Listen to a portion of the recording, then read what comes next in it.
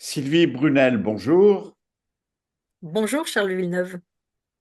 Vous êtes géographe, professeur émérite à la Sorbonne, auteur de nombreux ouvrages et notamment du dernier, qui est excellent d'ailleurs, édité chez Rocher, Sa Majesté le maïs, c'est bien ça.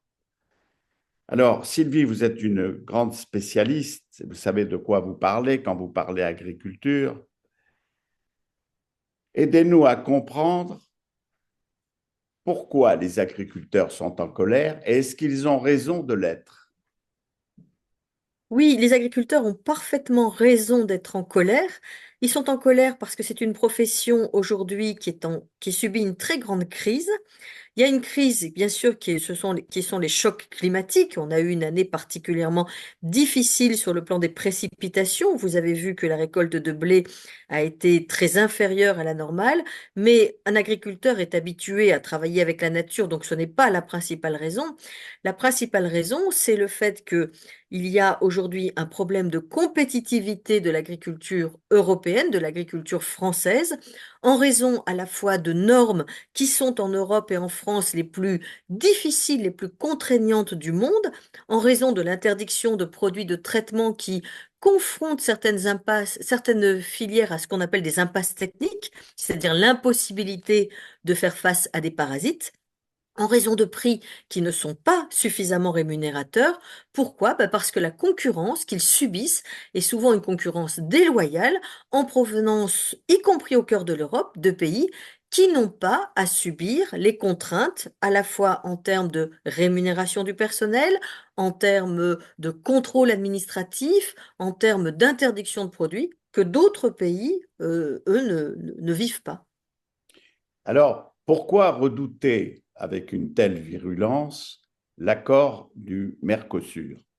D'abord, expliquez-nous exactement en quoi on a peur, on redoute l'invasion des produits d'Amérique latine. Alors, il faut se placer dans la configuration géopolitique actuelle. Trump vient d'être élu et Trump, on sait très bien qu'il va fermer le marché américain aux produits chinois, que les mesures de rétorsion prises par l'Amérique contre les produits chinois vont probablement conduire la Chine à chercher d'autres marchés. Et l'Europe, eh bien, c'est un excellent marché, c'est 450 millions de personnes à haut pouvoir d'achat.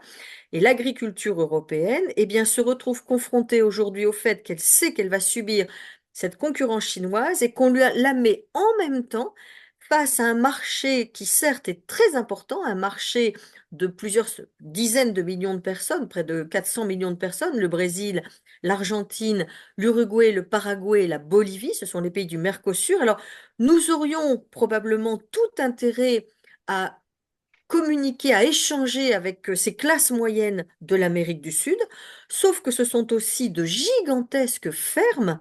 Les exploitations font plusieurs milliers d'hectares. Ces exploitations produisent avec des conditions de compétitivité qui n'ont rien à voir avec l'agriculture française. Donc l'agriculture française demande ce qu'on appelle des clauses miroirs, c'est-à-dire que les produits arrivant en Europe, c'est pas qu'ils soient mauvais, hein, ces produits, c'est pas du tout le problème. C'est juste que la compétitivité des fermes américaines n'est pas du tout comparable avec celle des agriculteurs français qui subissent beaucoup de contraintes.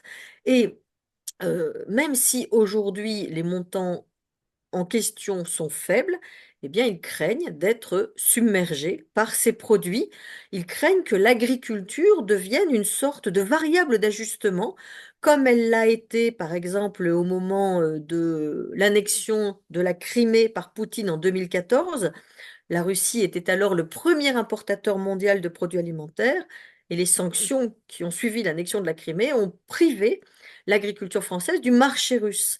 Donc ils ont l'impression que des accords qui sont conclus sur des raisons commerciales, vendre des voitures allemandes, vendre des produits de pays en Europe qui veulent avoir accès à ces classes moyennes sud-américaines, ça va se faire au détriment de leur propre survie. Exemple, les produits ukrainiens. Personne n'ose le dire compte tenu évidemment du conflit actuel. Sur le plan moral, on n'ose pas le dire, mais les agriculteurs, notamment français et même européens, craignent les produits agricoles ukrainiens si, évidemment, l'Ukraine entre dans le marché commun. Exactement. L'Ukraine, bien sûr, nous savons tous que nous avons un devoir moral d'aider l'Ukraine. Le problème, c'est que là aussi, ce sont des exploitations agricoles de plusieurs milliers d'hectares, hein. N'oubliez pas qu'en Europe, l'exploitation moyenne, c'est 30 hectares. L'exploitation française, c'est 69 hectares. Et vous avez en Ukraine des exploitations gigantesques qui produisent à la fois du sucre, qui produisent du maïs, qui produisent des éléments dont l'Europe a besoin, que l'Europe produit sur son sol, mais qu'elle risque finalement de voir disparaître des vieux pays européens dont on veut transformer les agriculteurs en décorateurs de la nature, sans comprendre qu'aujourd'hui, les enjeux mondiaux, les enjeux de l'arme alimentaire, les enjeux de la souveraineté alimentaire remettent l'acte de production au premier plan. Alors, revenons au Mercosur. Est-ce qu'on ne va pas laisser la place à la Chine? Là, dans quelques jours, le président chinois Xi Jinping arrive en Amérique du Sud. Il a pour objectif de signer un accord avec 22 pays du continent sud-américain. C'est de toute façon une concurrence qu'on ne pourra pas éviter. Tout à fait. Alors, la recomposition géopolitique mondiale se fait aujourd'hui au détriment de l'Europe.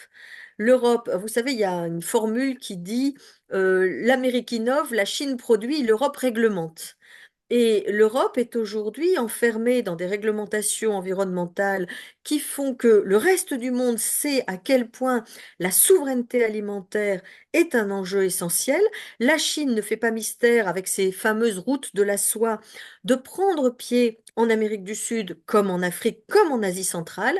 Et l'Europe, qui n'est plus une puissance géopolitique, est en train aujourd'hui de sacrifier ses agriculteurs sans réaliser, comme elle a d'ailleurs sacrifié son industrie automobile, comme elle a sacrifié d'autres secteurs, sans réaliser que les marchés mondiaux de demain seront des marchés absolument impitoyables où malheureusement les enjeux de réduction des émissions de gaz à effet de serre, de lutte contre le changement climatique, malheureusement, je dis bien malheureusement, ne sont pas la première préoccupation. Alors, est-ce que le président de la République, Emmanuel Macron, a vraiment des atouts pour regrouper un certain nombre de pays européens pour bloquer le fameux accord Mercosur? Est-ce que c'est une bonne chose de bloquer l'accord avec le Mercosur? Ce n'est pas certain. C'est-à-dire que nous avons intérêt, nous, Européens, à avoir de bonnes relations diplomatiques et commerciales avec ce continent de classe moyenne qu'est l'Amérique du Sud. Le Brésil, on a bien vu l'amitié de Macron et de Lula dans la forêt amazonienne. C'est quand même très paradoxal de ne pas vouloir ouvrir un grand marché avec ces pays qui sont des puissances émergées et qui ont besoin de nous. Je vous signale d'ailleurs, Charles, qu'en ce moment, il y a des mesures de rétorsion aujourd'hui en Argentine, notamment contre les produits français, dont nous risquons, en termes de vin, en termes de fromage, en termes d'un certain nombre de produits, de bons produits français, de payer le prix.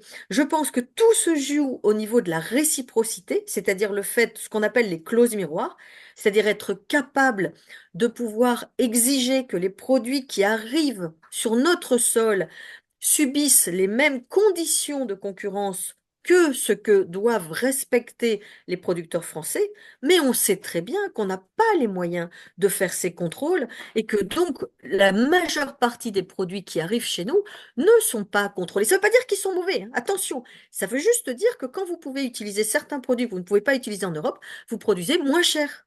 C'est tout. Est-ce que vous considérez que Macron peut bloquer justement en partie, en tout cas, cet accord? Alors, Emmanuel Macron, le président de la République, a perdu d'une certaine façon aujourd'hui sa force au sein de l'Union européenne. Vous avez vu qu'il n'a pas pu nommer son commissaire. Ursula von der Leyen ne fait pas mystère aujourd'hui de reprendre les commandes au service finalement de la puissance allemande, même si ce n'est pas dit comme ça. C'est extrêmement difficile aujourd'hui pour Emmanuel Macron de rallier d'autres pays à cette cause, puisque beaucoup de pays ont beaucoup à y perdre, y compris d'ailleurs en France, les vignerons. L'Allemagne, sur le plan européen, on la retrouve aussi dans l'opposition de la France sur le plan de l'énergie. Mais la France s'est fait complètement blouser depuis des années sur tout un ensemble d'accords par la puissance allemande. Et aujourd'hui, nous sommes affaiblis au sein de l'Europe pour tout un ensemble de raisons qui sont liées à notre vie politique depuis quelques années. Et au fait, par exemple, que sur les questions environnementales, nous surtransposons des dispositifs européens en voulant donner l'exemple. Les agriculteurs français, dont je vous répète, hein, Charles, qu'ils font une agriculture propre, ils font une agriculture de qualité, se retrouvent aujourd'hui cornerisés dans une Europe où ils ont plus de mal que par le passé à faire entendre leur voix.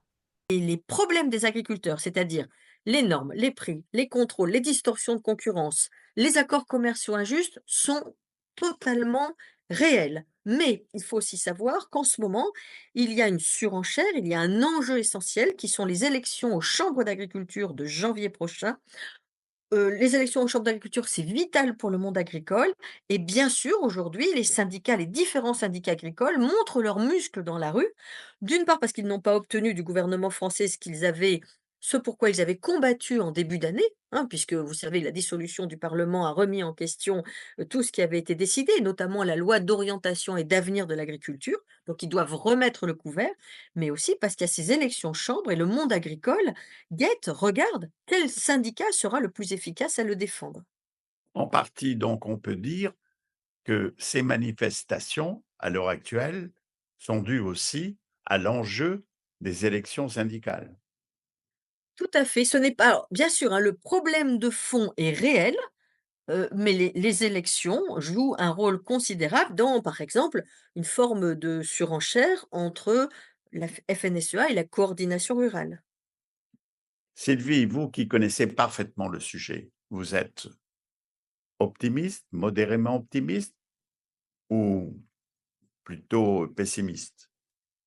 Alors tout dépend des secteurs, tout dépend, de nous avons cette agriculture en France qui est extrêmement variée.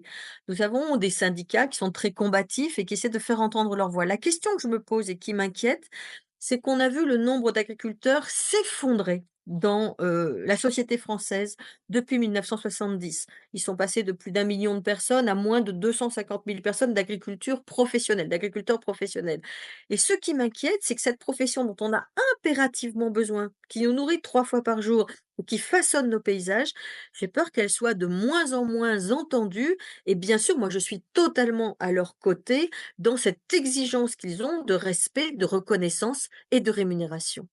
Eh bien, nous aussi, dans le droit de comprendre. Merci Sylvie. Merci Charles.